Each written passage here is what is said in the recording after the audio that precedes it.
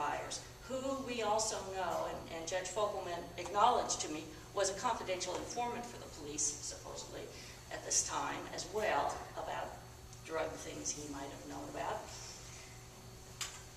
So they sent him to one of their detectives, and for whom Byers was throwing parties for the cops at his house. Send one of the detectives to question him, and he starts off, you know, John, we got a problem here. Well, what's the problem? Well, we got this knife, oh yeah, I gave it to, well, they sent it back, and the problem is, well, did you ever use that knife? Nah, I never used it. That's why I gave it to him. Long and short of it, he says, I've never used it. Then say, well, we got, there's a little blood in the fold there. Oh yeah, I cut myself with it. And so that's what he was questioned about it on the stand, and that's what he said. But he was a dodgy looking guy, and still is in a lot of ways. But you know, that's the situation. But didn't they test the blood type though? Wasn't it Mark Byers' blood type? I think that they did test the blood type, and they found that it with the small amount and with the abilities to test it at the time, they were able to only conclude that it matched the blood type of Christopher Byers, the victim, and the blood type of John Mark Byers, the stepfather, which calls into question whether he was the father or the stepfather. Right. He claims that he adopted the boy, but he told me he would show me the adoption papers, and he never did. Didn't the Byers' mother ultimately die in some strange way that we don't know anything about? That too. Yes. Melissa Byers, the mother of Christopher Byers, in 1996, 2 years after the trials, they moved up to Cherokee Village, and she was found.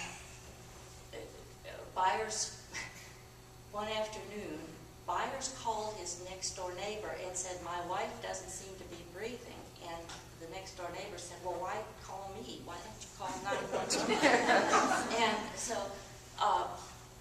the neighbor calls 911. They come out and take her to the hospital, and she dies at the hospital, and then is immediately transported to the crime lab for autopsy.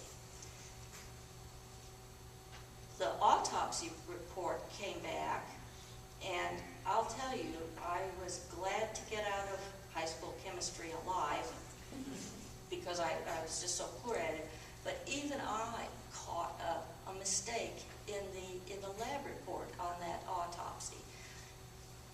That autopsy reported that it could not determine the cause of death, what made her die, or the manner of death, whether it was a suicide, a homicide, or an accident.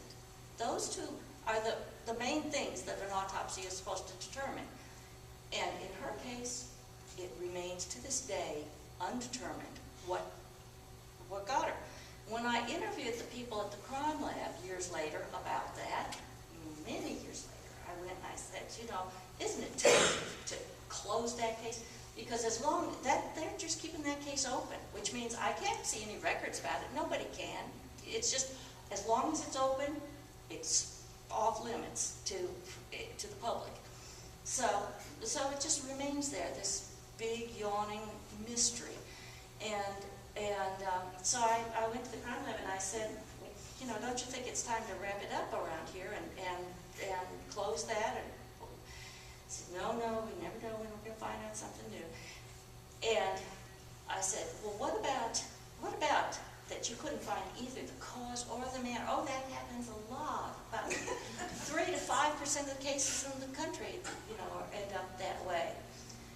The point is, it's those 3 to 5% are if it's a skeleton found in the woods, you know, that they can't match the jawbone to the toe bone.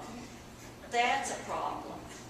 This was a woman who died in a hospital and was in the crime lab for being autopsied within 12 hours. So it's all very, very strange. But we don't know. We don't know. Yes, in the way. Has anybody gone back to our legislature? Because it seems to me part of the problem with this case is the Rule 37 hearings where they have to go back before the same exact judge to request appeal or to appeal their case. And no judge is going to come back and go, oops, made a mistake, sorry. Especially not Burnett. If we change the law so that they don't go back to see the same judge, that a third party gets to look at that. Has anybody addressed that at this point? No, then that's a very good point.